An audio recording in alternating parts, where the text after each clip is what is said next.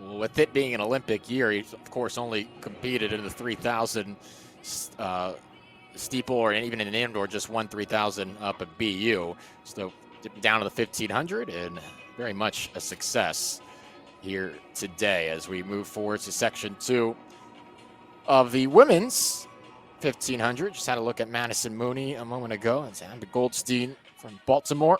So we take a look at the competitors. Top seed time heading into this. Number this Mia Barnett's 4:08.40 entering this section. If you're a big track nerd like me and like to follow on with the live results, go over to finish results right now. You can check out the splits lap by lap of all these competitors. In this 1,500 meters, they are from inside to out, going high hip number to low. With Ashley Lewis here, slated to be our pacemaker in the second section of the women's 1,500 meters.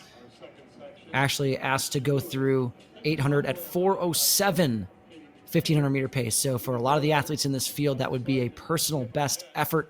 So we'll see how many are willing to commit to that early pace shortly. Mentioned Barnett recently just competed in the NCAA Outdoor Championships for Oregon. He was 5th in the Pac-12 Championships. Number 8's hip number for Barnett, the top seed time.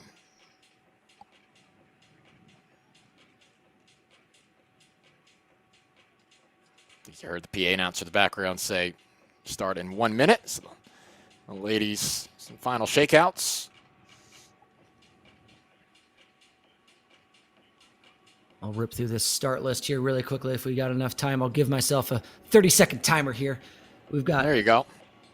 Casey Monoszlay from Valor Track Club, Katie McCune, Yume Goto from Uniqlo, Sadie Sargent, Mia Barnett, Jennifer Martinez wearing hip 7, Madison Mooney wearing hip 8, Sarah Adler hip 9, rocking the sound running kit, love to see it. Abbe Goldstein from Under Armour Baltimore Distance, Alycia Cridebring from Under Armour Dark Sky Distance up there in Flagstaff, as we talked about Ben Veach earlier. Anna Connor from Cascadia Elite, Kaylee Mitchell from Nike Bowerman Track Club right there wearing hip 13, and Hannah Eagon wearing hip 14. Correcting myself, Barnett. Yeah, and hip number 6, it's Madison Mooney. And number 8. And we're underway.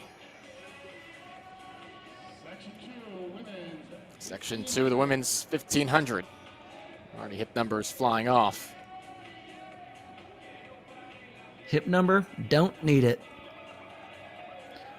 As we said again, this is paced for 4:07. That for this entire field, that would be a personal best, but no shame in getting out hard and getting after it here. Abbe Goldstein jumping to the front of this field. Abbe has raced sparingly over the last couple of weeks after not competing at the Olympic trials, and so she's looking to get some good races under her belt here in the back half of the season.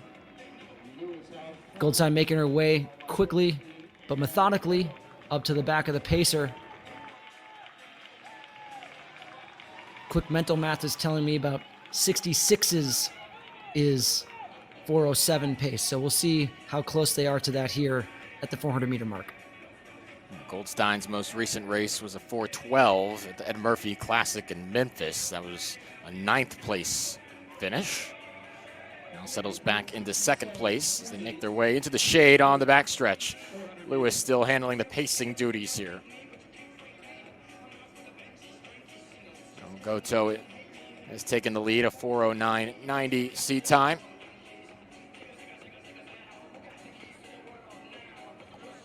I did not think that I would be speaking about Yume Goto tonight, but I have watched this athlete train at a track just down the street from my house in Boulder, Colorado for the past couple of months. There's a large contingent of Japanese athletes who come to train here in the summer months, from anything from the 1,500 through the marathon.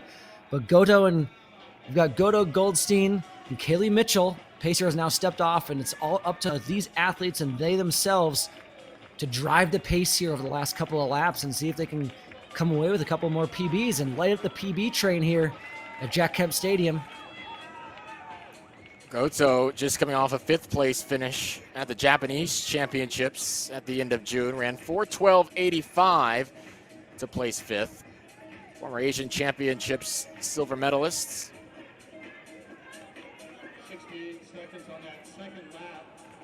Here over the PA, 68 seconds for that last lap. And now heading into the lead is Kaylee Mitchell from Bowerman Track Club.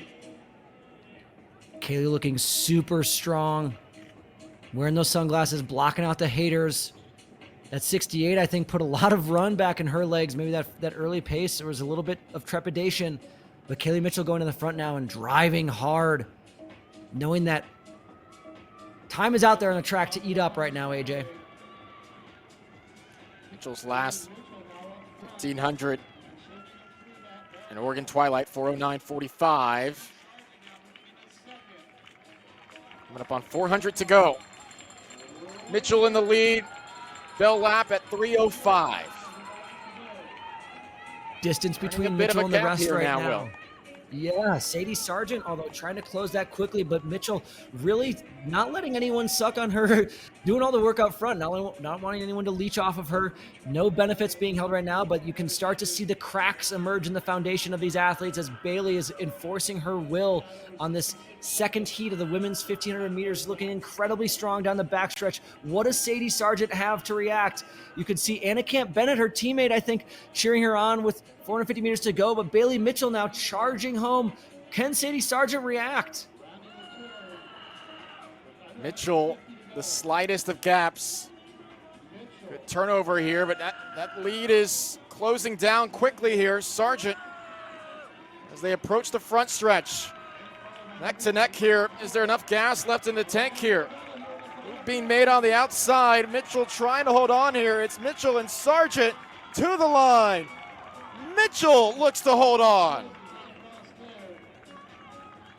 Oh, that was close in the end, and it is going to be Mitchell by a fraction of a second with Mooney in third.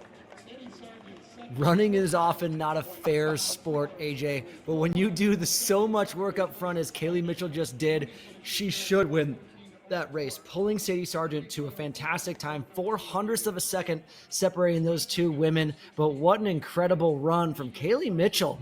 Really impressive to see her just really power from, what did she take the lead with about 900 meters to go in that race and never really look back. Or Oregon State products coming off the NCAA Indoor Championships earlier this year. Now as a professional, holding off the charge. A valiant effort by Sargent. The slightest of leans there earns Mitchell the victory. Final time, 4:10:50. Her collegiate best was 4:13:48. Mitchell continues to lower her times. When the equivalency of those times is effectively the same, AJ, you love to see someone like Kaylee Mitchell pull Sadie Sargent to a quick time. It's so much easier to follow, so much easier over the last 100 meters to know exactly what you need to do to win than running. We don't have the large scoreboards that you get at the Diamond Leagues or at Hayward Field telling you exactly where your competitors are behind. And Kaylee did a really good job not stressing out, not really reacting in a negative way to the pressure on her shoulder from Sadie Sargent, just really dug deep within herself and ran incredibly smoothly and powerfully through the line. That was a really fantastic finish there in that 1,500.